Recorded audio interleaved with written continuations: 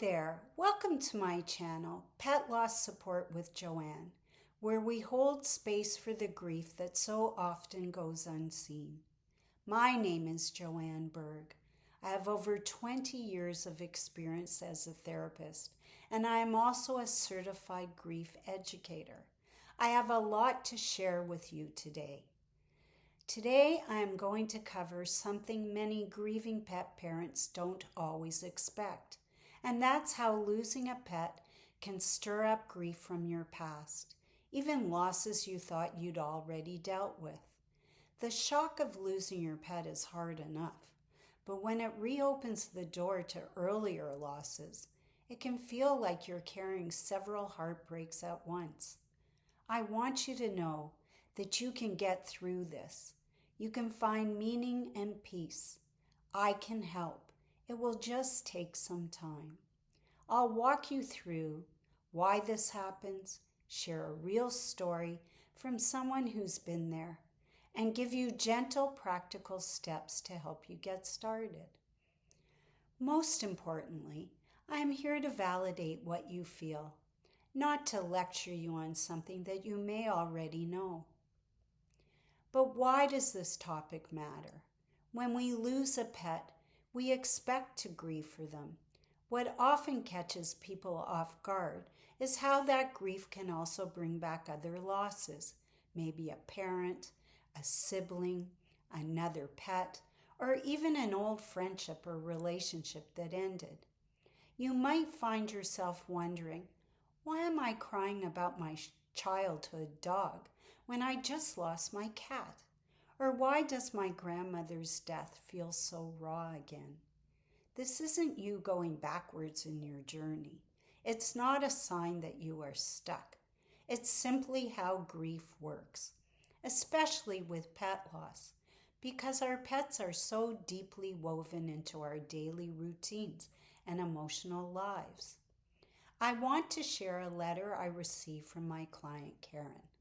She gave me permission to share her words. Dear Joanne, when my dog Bella passed away last month, I was heartbroken. But what shocked me was that I couldn't stop thinking about my mom, who died 10 years ago. I'd be sitting on the couch crying for Bella, and suddenly I'd start crying for my mom. I was so confused and devastated. It felt like the two losses had become enmeshed, and I didn't know how to untangle them or what this actually meant. Karen's experience is incredibly common, and it's one of the reasons why I wanted to make this video. Because grief is cumulative.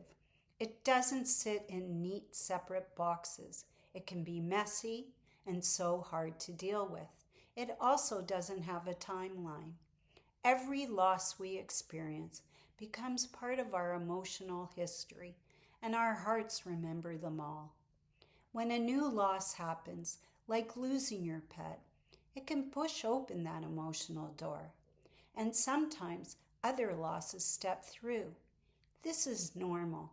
There's no shame in grief. Think of it like pulling out an old photo album to add a picture of your pet. As you flip through the pages, you see photos from other chapters of your life, moments of love, and also moments of goodbye. You didn't plan to revisit those memories, but they're there. And because our pets are such a part of our everyday lives, greeting us at the door, curling up beside us, knowing our routines, losing them can shake the very foundation that older grief is resting on. If you're feeling like several losses are hitting you at once, here are some gentle ways to work through it. Number 1, name each grief separately.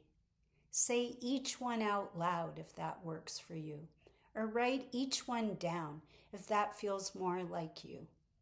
And you might want to say, this is the pain of my fur baby. This is the ache of losing my mother.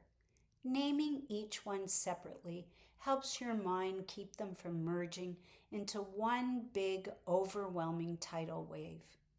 Number 2, Give each loss its own space. Some people light candles because it comforts them. So light 2 or more. It's up to you. Or write separate letters to each, telling them what you miss, what you're grateful for, and what you wish you could have said. Number 3, treat yourself with extra care. When you're carrying multiple griefs, your mind and body are working overtime. It is so hard and it is so exhausting. Give yourself permission to rest and try to slow down. Number 4, this can be a confusing time. It might help to talk to someone who understands and can help you work through your personal experiences.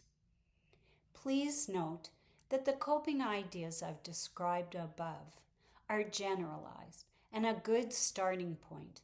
But remember, how you grieve for your losses is unique to you. A certified grief educator and therapist is non-judgmental, can help you explore your specific story, untangle the emotions, and create coping strategies that are tailored to your loss and life. You don't have to navigate this alone. So in closing, when old grief is triggered by new grief, it means your heart is acknowledging all the losses that you've ever known and all the complicated goodbyes that you've experienced. It's okay to miss them all. It's okay to cry for them all. It's okay to let those memories resurface and to acknowledge various issues and conflicting emotions, but do this in your own time. And when you are ready, talk about it. You can reach me at my website, patlossandbereavement.com. When you are ready, I am here. Please subscribe and comment on your own personal experiences. You may find that others feel similarly. You really are not alone. Take care, and I'll see you next time.